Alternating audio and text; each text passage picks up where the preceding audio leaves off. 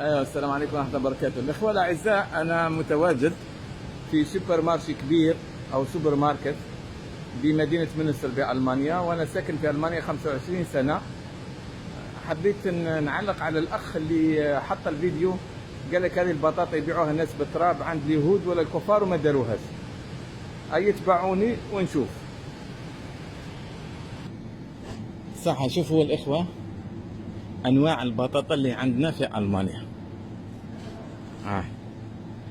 كل نوع وعنده كما نقولوا حنايا البري تاعه او السعر تاعه. الكيلو بأورو 80، يعني قريب 40,000. صح، انواع. عندك البطاطا، عندك البتاتا. الان المفاجأة، شوفوا الاخوة،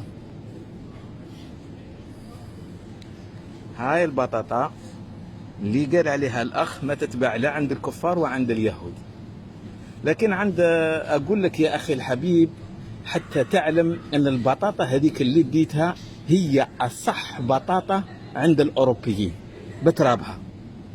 شوف قداش دير الكيلو شريكي، 2 €79، وهذه دير 4 € للكيلو. ها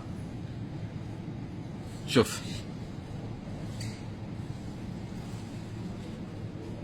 شفت الجزائري شرك تهدر شاري بطاطا ب2000 فرنك، هذه تدير 60,000 في الألمان بترابها، وجاي تقول ما يبيعوها لليهود الكفار. تم على بالك شو شارك تاكل خلاص وتهدر. هاني على الشيطان يا صاحبي، هاني في ألمانيا راك تشوفها. شوف، في عقر داري الألمان أكثر ناس يأكلوا البطاطا بالتراب، يعني راك يأكلوها هنا أقسم بالله العظيم غير اللي عندهم الدراهم، أصحاب المليونير. هاك تشوف خويا، ها الفيديو باش تشوف باللي راني في ألمانيا تاع الصح. هيا شوف خويا، ها في أكبر سوبر ماركت في مدينة مünster، كوفلاند، هذا يأتوه إلا الناس اللي عندهم الدراهم، لأنه صراحة غالي. العادي، السعر العادي تقريبا الليدل والآلدي معروفين في أوروبا.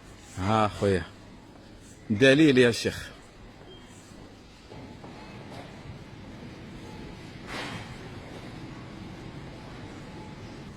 ها هذا هو السوبر ماركت المعروف في ألمانيا. الماركت كوفس أسعاره غالية لأنه فقط عنده المواد الغذائية الصحية. فأنا حبيت أن أرجوكم الإخوة، إذا كان تستطيعوا توصلوا لهذا الفيديو. أنا ما عرفتش لأني شفته هكذا. أحد الإخوة معايا، الأصدقاء اللي في الغرفة معايا في الصفحة تبع الفيسبوك، هو اللي نزل لي هذا الفيديو، يعني حبيت توصلوه. سبحان الله، ثقافة حتى التغذية ما عندناش.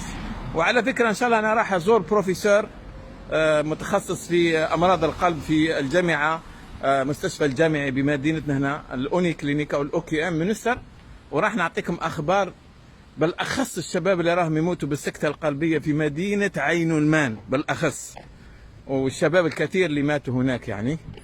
فحبيت أنا مش عارف لك راني مبان ولا مش مبان. المهم عموما البطاطا اللي راه ياكل فيها بالتراب راه عندنا تدير هنا 3 €، يعني 60,000 للكيلو، 60,000.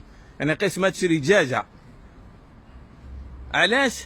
لأنه اكتشفوا الألمان أن البطاطا هذه اللي فيها تراب، كل ما يقعد عليها تراب كل ما تزيد تأخذ تغذية من الأرض، لأنه التراب هذاك غني بالفيتامينات، ولهذا مخليين التراب نتاعها باش ما تفقدش كما نقولوا حنايا، ما تفقدش كيفاش يقولوها لافريشير تاعها بالفرنسيه، يقولها لي باللغه العربيه نسيتها.